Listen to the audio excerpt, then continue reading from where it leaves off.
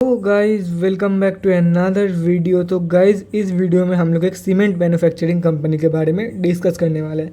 ये जो कंपनी है डिविडेंड देती है। अगर डिविडेंड यील्ड के बारे में बात करें तो वो निकल के आ रही है 3.33% एंड कंपनी की फेस वैल्यू जो है वो 10 रुपये का है।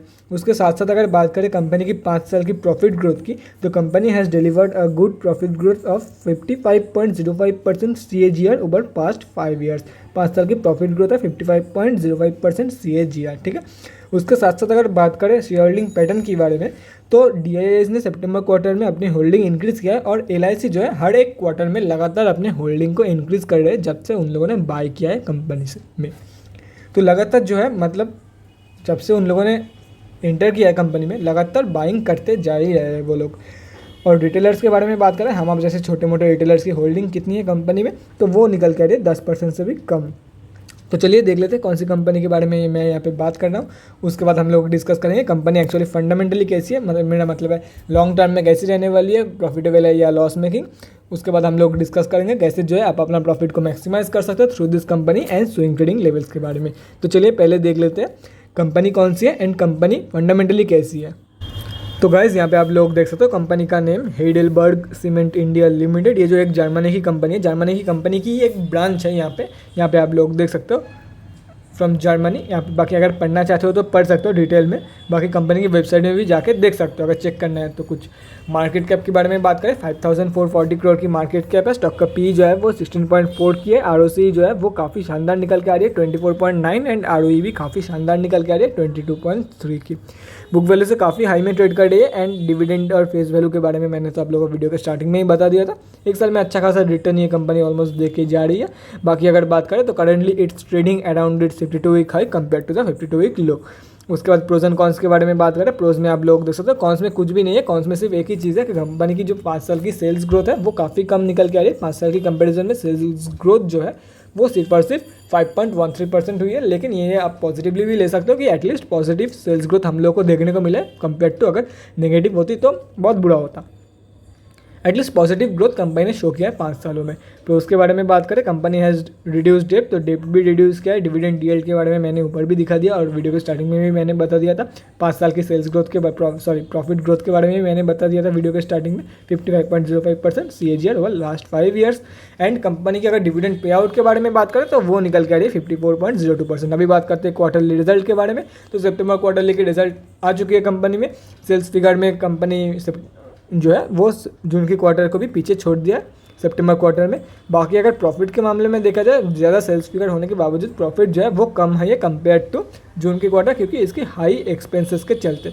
यहाँ पे आप लोग देख सकते हो एक्सपेंसेस जो है वो काफ़ी बढ़ गई थी सितंबर क्वार्टर में कंपेयर टू जून की क्वार्टर। तो कंपनी जो है वो ओवरऑल जून की क्वार्टर में ही ज़्यादा प्रॉफिटेबल रही है compare to September quarter. Sales ज़्यादा हुई है सितंबर क्वार्टर में, लेकिन प्रॉफिटेबल ज़्यादा जून की क्वार्टर में ही रही है। बाकी बात करें ईयर ऑन ईयर बेसिस पे, तो करंट ATM में आप लोग देख सकते हो अच्छा खासा सेल्स में जंप देखने को मिला है। एंटायर 2021 की फाइनेंशियल ईयर से के अगर कंपेयर किया जाए, 2021 की फाइनेंशियल ईयर से अगर टोटली कंपेयर किया जाए तो करंट ATM में ऑलरेडी एक्स्ट्रा सेल्स दे रही है, मतलब उससे भी ज़्यादा सेल्स दे रही है और ये एक रिकॉर्ड ब्रेकिंग सेल्स फिगर है, यहाँ पे आप लोग देख सकते हो। बाकी अगर प्रॉफिट के बारे में बात करें तो प्रॉफिट में भी ये एक record breaking sales profit figures है, ये भी आप लोग देख सकते हो। करंट ATM में ऑलरेडी एंटायर 2021 की फाइनेंशियल ईयर से ज़्यादा प्रॉफिट दे रही है। अभी तो और 4 महीना बाकी है 2022 की फाइनेंशियल ईयर ख़त्म होने में, तो हो सकता है ये कंपनी जो है अच्छा खासा आप लोगों को 500 करोड़ प्लस की प्रॉफिट फिगर शो कर दे। बैलेंस शीट के बारे में बात करते हैं तो 312 करोड़ की कंपनी जो डेव रिड्यूस किया है वो, मतलब यहाँ पे लिखा था कंपनी हैज़ रिड्यूस डेव, वो तो यहाँ पे शो नहीं कर रहा है। बैलेंस शीट तो कुछ और ही बोल रहा है। यहाँ पे आप लोग देख सकते हो बैलेंस शीट जो है वो शो कर रहा है कि कंपनी ने 10 करोड़ की जो डेब्ट है वो इंक्रीज़ किया है। मे बी अपडेट नहीं किया होगा वो लोग, लेकिन कंपनी ऑलमोस्ट डेट फ्री रहने वाली है। उसके 4 गुना के आसपास रिजर्व है कंपनी के पास, तो कंट्रोल डेब्ट है, कोई बात नहीं है एज सच। कैश फ्लोज के बारे में बात करें, कंपनी के पास नेगेटिव 38 करोड़ की कैश फ्लो मेंटेन्ड है। बाकी शेयर होल्डिंग पैटर्न में आप लोग देख सकते हो, अगर 3 साल के कंपेरिजन में देखा जाए तो DIIs ने अपनी होल्डिंग इंक्रीज़ किया है, FIIs ने अपनी होल्डिंग कम किया है। बाकी प्रोमोटर्स की अगर देखा जाए तो वो कांस्टेंट है। और अगर टोटली देखा जाए तो पब्लिक को माल चिपा गया है, पब्लिक से माल उठाया नहीं गया है 3 साल में अगर देखा जाए। यहाँ पे आप लोग देख सकते हो Bajaj holdings and investments limited and Plutus wealth management LIP की होल्डिंग है। अगर ये कैलकुलेट करते हैं तो 9.96% जो है हम आप जैसे छोटे मोटे रिटेलर्स की होल्डिंग निकल के आ रही है, जिसके बारे में मैं बात करता हूँ LIC की। तो गाइस यहाँ पे आप लोग देख सकते हो LIC ने जब से इन्वेस्ट किया है मतलब फ्रेश एंट्री किया है फिर से LIC ने मार्च की क्वार्टर में। यहाँ पे आप लोग देख सकते हो मार्च की क्वार्टर में इन लोगों की जो होल्डिंग है वो लगातार इंक्रीज ही हो रही है। मार्च से जून में इंक्रीज़ हुआ, जून से सितंबर में इंक्रीज़ हुआ। जितना हो सके वो लोग बाई करने की कोशिश कर रहे हैं स्टॉक को, यहाँ पे आप लोग देख सकते हो। तो चलिए अभी बात करते हैं कंपनी एक्चुअली फंडामेंटली कैसी है। देखो गाइस, कंपनी प्रॉफिटेबल है, फंडामेंटली साउंड है।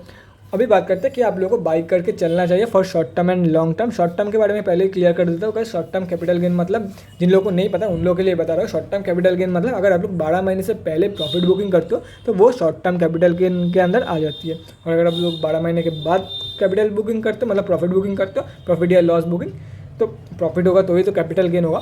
तो अगर 12 महीने के बाद आप लोग प्रॉफिट बुकिंग करते हो तो उसको लॉन्ग टर्म कैपिटल गेन बोलते हैं।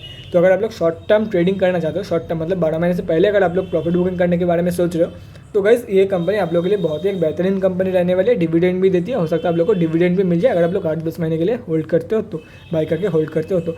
अभी बात करते हैं लॉन्ग टर्म में। गाइस देखो लॉन्ग टर्म में ये कैसी रहने वाली है वो मैं आप लोगों को एक चार्ट दिखा के बताऊँगा। अभी नहीं बताते, अभी पहले देख लेते हैं कंपनी जो है वो मतलब कंपनी में स्विंग ट्रेडिंग के क्या लेवल्स निकल के आ रही है। उसके साथ साथ अगर बात करें कंपनी में कहाँ पे बाई करके आप अपना प्रॉफिट को मैक्सिमाइज़ कर सकते हो इन शॉर्ट टर्म ट्रेडिंग, उसके पहले हम लोग बात करेंगे आज कितने क्वांटिटी में ट्रेडिंग हुआ है स्टॉक में। तो चलिए देखते हैं। तो गाइज़ यहाँ पे आप लोग देख सकते हो हम लोग NSE के वेबसाइट पे आ चुके हैं। निफ्टी कमोडिटीज़ में कंपनी लिस्टेड है। बाकी अगर आज के बारे में बात करें 1,37,624 क्वांटिटी ट्रेड हुआ है जिसका वैल्यू लगभग 330 लाख रुपीज़ के आसपास निकल के आ रही है। अगर पेंडिंग ऑर्डर क्वांटिटी के बारे में बात करें 824 बाइंग ऑर्डर पेंडिंग है तो 238.9 रुपीज़ के प्राइस पॉइंट पे। गैस ये जो बंदा ऑर्डर प्लेस किया होगा गैस अलग ही है नहीं। 238 पे मार्केट क्लोजिंग हुआ है 238.7 पे, ये बंदा 238.9 पे ऑर्डर प्लेस किया, मतलब अलग ही टैलेंट है, क्या ही बोले। बाकी क्या ही पता क्या सोच के प्लेस किया होगा। अगर डिलीवरी परसेंटेज के बारे में बात करें तो यहाँ पे आप लोग साफ देख सकते हो आज जो है ज़्यादातर लोग जो है इंटरडे ट्रेड्स लेने पसंद किया था कंपेयर टू डिलीवरी ट्रेड्स। ये हो भी क्यों ना, आज अक्टूबर की लास्ट ट्रेडिंग डे है, मार्केट डायरेक्ट 1 नवंबर को खुलेगी तो वीकेंड भी है कल से। तो ये प्रॉफिट बुकिंग को खैर छोड़ी, तो ज़्यादा लोग जो है वो डिलीवरी में बाई करना अवॉइड कर रहे थे क्योंकि क्या पता 2 दिन में क्या ही न्यूज़ निकल जाए इसके लिए। तो चलिए अभी बात करते हैं लॉन्ग टर्म में ये स्टॉक एक्चुअली कैसे रहने वाली है। उसके बाद हम लोग डिस्कस करेंगे कैसे जो है आप अपना प्रॉफिट को मैक्सिमाइज़ कर सकते हो एंड स्विंग ट्रेडिंग लेवल्स के बारे में। तो गाइस यहाँ पे आप लोग देख सकते हो हम लोग गूगल पे आ चुके हैं NSE के चार्ट पे। तो अगर एक साल में बात करें, एक साल में सिर्फ और सिर्फ कंपनी ने 29.27% की रिटर्न दिया है। अगर एग्जैक्टली लोएस्ट प्राइस पॉइंट से ऊपर की प्राइस पॉइंट कंपेयर किया जाए तो कंपनी ने जो है वो लगभग 45% ये किया था। तो देखो गाइस लगभग 60% 45% इतना का रिटर्न देके जा रही है। बाकी अगर बात करें 80% यहाँ पे अगर देखें तो ऑलमोस्ट 89.6% 91%। तो अगर किसी ने होल्ड किया होगा तो देखो टोटली तो वो बंदा होल्ड नहीं किया होगा, अगर किसी ने होल्ड किया होगा तो आराम से 50 to 60% रिटर्न तो बना के गया ही होगा अगर 6 से 8 महीने के लिए बाय किया होगा। ओवरऑल अगर देखा जाए तो स्टॉक कंसोलिडेट कर रही थी बहुत। ईयर टू डेट के बारे में बात करें तो 5.18%। अगर यहाँ पे देखो ये टोटली सिर्फ और सिर्फ 10 महीने का यहाँ पे खुला हुआ है, तो 10 महीने में सिर्फ 5.81%। तो गाइज़ मैं आप लोगों को शॉर्ट टर्म के लिए भी ऐसा कोई रिकमेंड तो नहीं करने वाला हूँ। बाकी अगर 5 साल के बाद देख लेते हैं, 5 साल में सिर्फ और सिर्फ 5 साल तो अभी तक नहीं हुआ है। ये आप लोग देख सकते हो 2016 हाँ ऑलमोस्ट हो चुकी है। 4 नवंबर को लिस्ट हुआ था। मैक्स चार्ट देख लेते हैं एक बार, और नहीं 5 सालों का ही है। यहाँ पे 5 साल में 73.28% अप थी कंपनी। अगर मैक्स चार्ट देखा जाए तो मैक्स चार्ट में अच्छा खासा गेन तो देखे जा रही है, लेकिन स्टॉक जो है वो एक लेवल पे काफ़ी देर से कंसोलिडेट करती है। और 5 साल की जो रिटर्न है वो भी मुझे कुछ खास नहीं लगा, क्योंकि बहुत सारे कंपनी में 1 साल में 100% प्लस रिटर्न देके जाती है। ये कंपनी 5 सालों में 73% की रिटर्न देके गई है सिर्फ और सिर्फ। इसलिए मैं आप लोगों को शॉर्ट टर्म के लिए तो रिकमेंड कर सकते हो। अगर आप लोग चाहते हो डिविडेंड के लिए बाई करना चाहते हो तो then you can go for it. Otherwise long term के लिए मैं इसको रिकमेंड बिल्कुल भी नहीं करने वाला हूँ। तो चलिए अभी बात करते हैं कहाँ पे बाई करके जो है आप अपना प्रॉफिट को मैक्सिमाइज़ कर सकते हो एंड स्विंग ट्रेडिंग लेवल्स के बारे में। बेसिकली टेक्निकल एनालिसिस स्टार्ट करते हैं। तो गाइज़ यहाँ पे आप लोग देख सकते हो NSE की डेली चार्ट खुली हुई है। बाकी अगर बात करें आज के बारे में 0.48% कंपनी डाउन थी एंड 239 रुपीज़ के आसपास जो है कंपनी ट्रेड कर रही है। गाइस यहाँ पे 238 शो कर रही है, लेकिन NSE के वेबसाइट में 238.7 शो कर रही थी, मतलब 238.9 यहाँ पे शो कर रही है। तो बंदे ने जो है वो सही ऑर्डर प्लेस किया होगा, लेकिन NSE के वेबसाइट में 238.7 शो कर रही थी। क्या ही पता, हमें उससे कुछ लेना देना नहीं है। बाकी अगर बात करें तो गाइज यहाँ पे आप लोग देख सकते हो सारे के सारे स्विंग ट्रेडिंग के लेवल्स ड्रॉ किया हुआ है। पहले बात कर लेते हैं जो लोग शॉर्ट टर्म में पोजीशन बनाना चाहते हैं, अच्छा खासा पोजीशन बनाना चाहता है, और वो लोग क्या कर सकते हैं। देखो गाइज, अगर आप लोग शॉर्ट टर्म में अच्छा खासा पोजीशन बनाना चाहते हो तो अगर आप लोगों को 225 रुपये के लेवल पे मिल जाती है कभी भी स्टॉक, तो आप लोग बाई करके चल सकते हो। या तो फिर 223 रुपये के लेवल, 220 रुपये की भी लेवल अगर आप लोगों को मिल जाती है, 220 की लेवल आप लोगों के लिए बेस्ड बाई रहेगी। बाकी अगर उससे नीचे मिल जाती है तो मतलब you can go for it. Otherwise 220 के लेवल, जितना हो सके 220 के लेवल के आसपास रहने की कोशिश करना फॉर शॉर्ट टर्म ट्रेड्स। अभी बात करते हैं स्विंग ट्रेडिंग लेवल्स के बारे में। तो गाइस देखो, यहाँ पे दो ही चीज़ें हो सकती है, सारे के सारे स्विंग ट्रेडिंग लेवल्स मेंशन किया हुआ है, स्क्रीनशॉट ले लेना या तो फिर कहीं पे नोट डाउन करके रख सकते हो। यहाँ पे दो ही चीज़ें हो सकती है, या तो फिर यहाँ से बाउंस बैक शो करके ऊपर की लेवल शो कर दी, या तो फिर यहाँ से कंपनी जो है वो स्लिप कर दे। पहले बात कर लेते हैं जो मार्केट की हालत है उसके हिसाब से कंपनी स्लिप कर सकती है। अगर स्लिप करती है कंपनी यहाँ से तो आप लोगों को क्या करना चाहिए। देखो अगर कंपनी स्लिप करती है, नीचे दो सपोर्ट लेवल है, मुझे नहीं लगता कि 208 के नीचे या तो फिर 209 के नीचे ये कंपनी क्लोजिंग करेगी।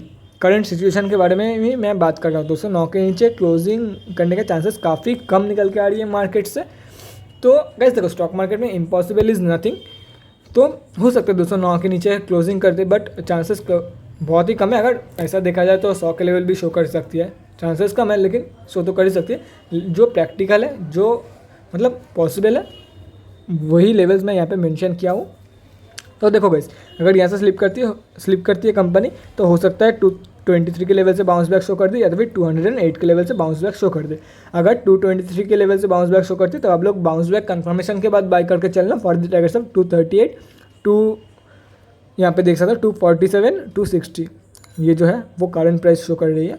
तो आप लोगों का जो फर्स्ट टारगेट है 238, सेकंड टारगेट 247, थर्ड टारगेट 260, ठीक है। अगर कंपनी मान लो कि 208 के लेवल से बाउंस बैक शो करती है तो आप लोगों का जो बाउंस बैक कंफर्मेशन के बाद बाई करके चलना फॉर द टारगेट्स ऑफ 223 का फर्स्ट टारगेट, 238 की सेकंड टारगेट, 247 की थर्ड टारगेट, ऑलमोस्ट 248 की जो है वो थर्ड टारगेट रहेगी।